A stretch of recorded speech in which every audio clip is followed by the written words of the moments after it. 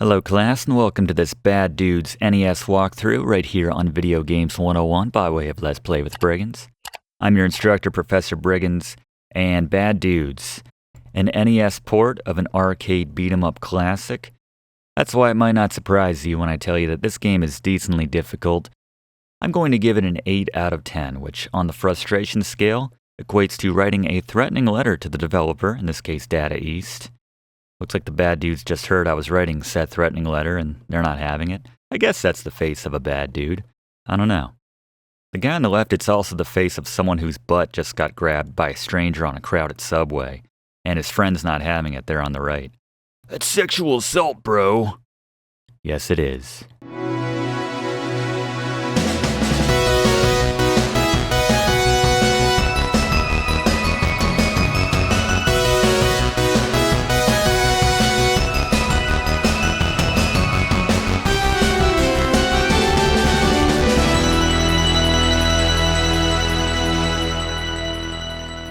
Alright, the first thing we need to do is select our player. If we're playing alone, we have the choice between Blade and Striker. There's no difference between the two. They're both wearing one size too small tank tops, but their gameplay style is exactly the same. So no advantages with one over the other. Kind of the dollar store version of Billy and Jimmy. Billy and Jimmy Lee. But here we go. The famous intro. The president has been kidnapped by ninjas. Are you a bad enough dude to rescue the president? Sorry, before we get into it, I just have to point out the epic and badass to brevity ratio is off the chart with this little intro right here. They really were sitting around in the Data East offices trying to think of the most badass plot to a game in 10 words or less. And secondly, I like to think that he was just standing on a street corner and we were just a random person walking by and he stops us and poses that scenario and question to us. And away we go. So first up, as always, let's take a look at the controls for Bad Dudes. Everything's pretty straightforward, but the one curveball they throw at you is that B is unaccountably jump and A is attack. We'll talk more about that when we get to the Briggs notes in a little bit, but note the A and B for the cyclone kick. We're getting a lot of mileage out of here, as we're already on our first boss, so let's throw it to Gary. It's Scary Gary's Boss Beaters. Alright, the first boss in Bad Dudes is Karnov. Yes, that Karnov. The fire-breathing Russian, not a common name. Maybe it is in Russia, I don't know. But the key for Karnov is to stay above him and throw repeated low kicks. He cannot get above that ledge if you keep him down. He'll try to get to you, just make sure you stay above him. Keep low kicking, he can't get up. It's kind of silly how well it works. Karnov. It's a good thing the bad guys didn't know that trick in the actual game he starred in because it works very well against him. Good call, Gary. He's got some great boss beaters for us today. I almost forgot the most important control, which I was reminded of with that celebration. Tapping up and A repeatedly simulates being at an Andrew WK concert. Still holds up. Alright, now let's finally take a look at the Briggs notes for Bad Dudes. First, rush through the non-scrolling levels. This doesn't count. This is a slow scroll as we're on Otto's pool truck all of a sudden, but the physics make no sense. Now the level's on a super slow scroll so that inch by inch more of the truck is revealed to us. If you want to say it's taking us to the end of the level and we just need to survive, that's fine, but don't act like the front of the truck is the objective 1 inch at a time. But number 2, always use those cyclone kicks when you're moving. Hold on to the nunchucks, please. I'll talk about that in a second. And finally, remap/swap out the punch and kick if you have the option to do so. Like if you're playing this on an emulator or something, it's just not right. Call me old-fashioned, but B should never be jump. But anyway, let's now go to Blaze to talk about the nunchucks and other items and weapons of Bad Dudes. Alright, are you a bad enough dude to listen to the items I'm about to cover in Bad Dudes? Of course you are. So first we have the nondescript cola. Every bad dude loves it. This refills your health, a very important item here in Bad Dudes. Secondly, we have the most useless item in Bad Dudes, the clock. Who needs more time? It gives you more time. Again, I'm asking, who needs more time? And Bad Dudes, the clock is never an issue in this game. Third, we have my item of the game, the weapon of the game, the nunchucks. Gives you extra length, extra damage. It's a godsend against a lot of the bosses in this game. Gary's gonna mention this, I am sure. And then finally we have kind of the lesser version of the nunchucks. Doesn't go quite as far, the dagger. Does more damage again, more than your normal attack. But again, give me the length of the nunchucks, my item of the game for Bad Dudes. Good luck. And for good reason. Thank you very much, Blaze. And let's throw it to Gary for the next boss. Boss beater. Alright, second boss in Bad Dudes, kind of this Wolverine wannabe. I'll be honest, I thought when this boss showed up and we had access to the front of the truck as a platform, there was no way the same thing that worked on Karnov was gonna work on this guy, but it totally does! These bosses just can't stand to not be on the same level as the Bad Dude. So insecure. They really are. And that's their ultimate downfall, I'd say. Not unlike Hamlet. I think that's a fair comparison as we move on to the next stage. So again, remember the Briggs note, non-scrolling levels like this one where we're doing the scrolling ourselves. I guess better said, non-automated scrolling levels like this, where we're setting the pace. We just want to cyclone kick our way through it. Watch out for the breaks in the floor on the bottom. Apparently we're not a bad enough dude to take a little sewage on our shoes without consequence. It does do some damage.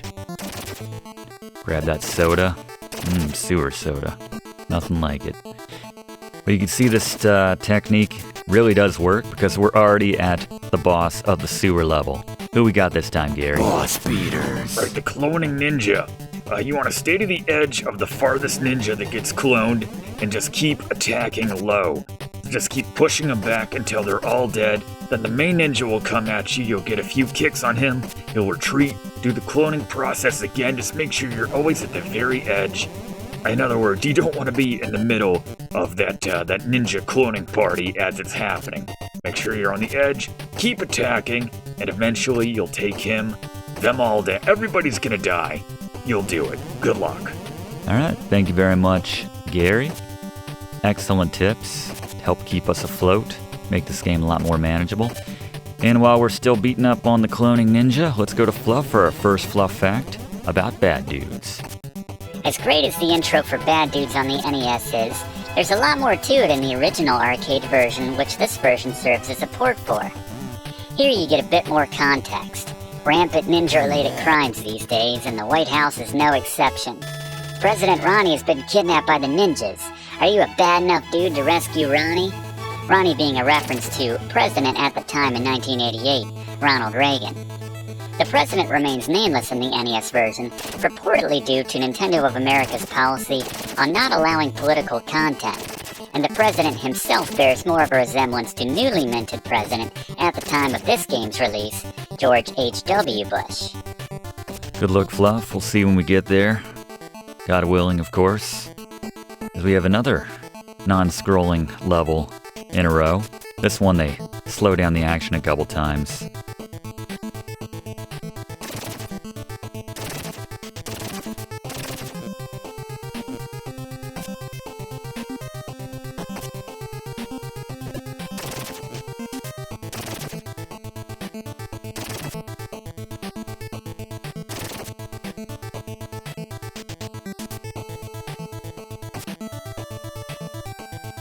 This guy, you can actually attack quite effectively if you have the nunchucks by just swinging above you when they come out. We'll show that off a little bit later, but yeah, a couple sections where you need to advance to the edge where you fight one of those, I'm not going to call them a mini-boss, but those guys. And then the screen scrolls down like that and we move right along. We'll go for a forest soda. If possible. Be one of those red guys. Oh, or Gary's boss beater. What do you got, Gary? Right, the armor dude. He looks tough, but we got a good strategy. So, if you got nunchucks, use those. Otherwise, use the cyclone kick or a charge punch. But basically, the strategy is do the attack, then move left to dodge whatever he does, and move back in and do it again. Just keep repeating that. Note that every other turn he does that big kick that has a bit more range, so make sure you back up a bit more, but That's the strategy for the armored rock dude. Works like a charm. It really does. Good luck, Gary. Thank you very much. Alright, still keeping that no death streak alive. Very hard to do in an arcade game, I have to say. We'll see how far that takes us. We're now on my least favorite level, the train, just because it goes on a very long time. As the camera very slowly, painfully so, pans, scrolls out to the left here, and just tons and tons of dudes just keep appearing. Guys with projectiles. I'd like to add a supplementary Briggs note here, and there's that move, so we can get those guys to jump over us. Just need to move slightly toward them. Just an inch to the left or right when they're coming towards you when they jump, and then you'll be in perfect position to nunchuck them in the crotch. But yeah, it's that extra Brig note, 4.5 if you will. Just it helps to know the difference between the different ninja colors, so know that the gray guys are gonna throw stuff at you, know that the red ones are gonna give you an item, but the gray guys in particular you gotta be on the lookout for. And unfortunately, it's a credit to the game itself, but guys can appear on the left and right, off screen, in a way that kind of makes sense, annoyingly enough. So it's just dangerous, not knowing where the enemies are going to be coming from each time. This guy, make sure you take him on when there's no one else on the screen. Hope that wasn't, those are the nunchucks. Really makes it seem like we're not moving at all, when the nunchucks don't move like that. If we do fall on the ground, we'll take quite a bit of damage, so we want to avoid that. Just move up a little bit, there we go. And while we're just keeping on with the train, I think we have another Karnov appearance coming up, but let's have another Fluff appearance here in this Bad Dudes NES walkthrough. Give us another fact, Fluff. There he is. Like the toxic waste of Bobos of Double Dragon. Same developers, but as I'm about to lose my first life, Fluff, what do you got for us? If you're finding this game too difficult, have I got a couple codes for you.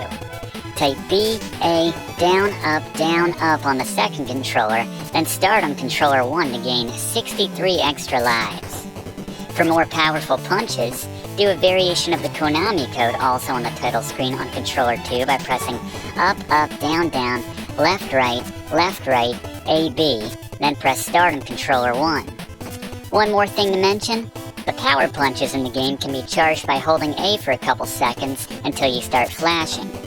You can charge this move instantly on demand by holding A, then immediately pausing.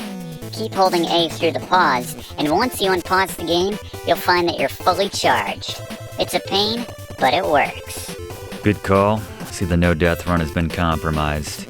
It's very hard on this little train section here. It just goes on and on. It's that physics that I just can't wrap my head around again. Just showing us more and more of the train, an inch at a time. Just, come on. Let us move up the train at our own pace. There's that useless time bonus that Blaze mentioned earlier. Speaking of Blaze, we're very much missing the nunchucks at this stage, since we had to give them up. Just kind of moving in, being aggressive with our attacks is how we make up for that in the meantime. Alright, got our next boss, Gary. Flail dude! You want to throw cyclone kicks like there is no tomorrow.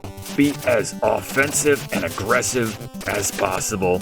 If you do have the nunchucks, they are an effective alternative at a distance, and you can minimize the damage you take, so those are marginally better, but if you don't have those, like I said, just go in hard with the cyclone kick. Take him down before he does too much damage to you. Alright, thank you, Gary. Yeah. Went through a couple lives on that stage. That's the toughest one. Whenever you can't set the pace like we can here, this is nice. Back to our bread and butter. Watch out for the dogs. Very confused dogs. You can avoid a lot of the damage and dangers of this game just by being on a different... There they are. Thank you. Just by being on a different level as most of the threats that you encounter. Sometimes a lot of the damage you take in this game is just because there's just too many ninjas on the screen at once. And they're coming at you from both sides, so A lot of the success in this game is just about pacing and managing all the different threats on the screen at any one time. Kind of planning accordingly. And exploiting the different levels on a stage, I should say, so that everybody has to come to you and you can get that hit in. There we go. Cave soda. Happily take that right now. As we're gesturing to it. Which soda are you gonna drink, Bad Dude? Or Blade, I should say. That one? Okay. There you go.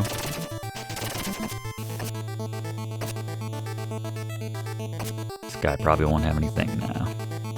Keep us the nunchucks. Keep us the nunchucks.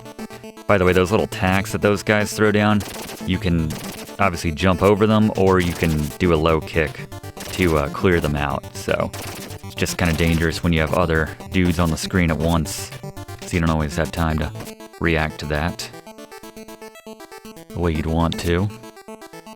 Again, keeping everyone at length with the nunchucks. While we're fighting our way through the stage, let's go back to Fluff for another Fluff fact. Bad Dudes' word mark and the delivery of the phrase, "I'm bad," is remarkably similar to Michael Jackson's smash single, Bad, which was released the previous year. That's true. Striking while the iron's hot right there. Can't blame him. Oh, poor confused dog. Are you chipped? Are you fixed? Oh well. I love that trope of the falling stalactites, which only trigger for you and when you get close enough to them. Speaking of tropes, let's dust this one off. Sure, he's not a princess, but you could argue the president's just as important. Felt good though, I missed that. Alright, let's go to Gary for the next boss. Who we got, Gary? Boss beater. You're the dancing stick dude. You want to alternate between the top and the bottom and then get the hits in as he transitions. And then if you got the nunchucks, just go nuts with them. That distance is really going to help you out, like Blaze explained in the item guide. It's his item of the game for a reason. Alright, excellent tips all around today, Gary. Just got one boss left to go, I believe, as we're here on the final stage. Thanks to the nunchucks and Gary's boss beaters for the most part. We have a mini boss rush coming up here, so we'll be recalling Gary's tips. Forgetting that stupid little sword right there. Who needs that? Just doesn't have the range of nunchucks. While we're fighting our way through, let's get one final fact here on the final level of Bad Dudes with Fluff. Like a lot of the classic games we cover in these classes, Bad Dudes has turned up and been referenced time and time again in the internet and specifically meme culture of today. In particular, Bad Dudes' now famous line, "Are you a bad enough dude to rescue the president?" has become a popular meme, and references to this game have appeared time and time again in popular culture. Well, they're bad dudes. That's why they call the game Bad Dudes. Thank you very much, Fluff. Yeah, it's one of those things where it's just become a famous, like our princess is in another castle, dangerous to go alone, a winner is you, I am error, all the good ones. You've proved the justice of our culture. Good times. It's like they knew what they were doing with this one, though. Like they were prescient. They knew that memes would exist 25, 30 years later, and they were all about it. Setting the groundwork well in advance. As the ground just kind of panned down. I don't know. I guess that's how they load in more of the screen or something to that effect. I don't really see the point. Oh, look at that. These guys, you saw we beat some of them up earlier. Just get close, and assuming you still have the nunchuck, just hack away. But if you don't, it's all pretty good at this point. Most everything's gonna work. That guy, he knows what he's doing. That guy down there. Guy that just sets himself on fire. That is one bad dude, I have to say. We're okay. We got our little tank top and everything. That's one size too small, but there's Karnov again. Or Dirty Karnov. Toxic Waste Karnov. Ah, there we go. Might burn through one or two more lives on this final level here with the boss rush. Now this guy. I like Gary's tip on this one, especially with the nunchucks. Just attack, move left, avoid the kick. Shouldn't have too many more hits in him. It's more difficult when you need to get up close to him because that he throws a punch which can blindside you every now and then.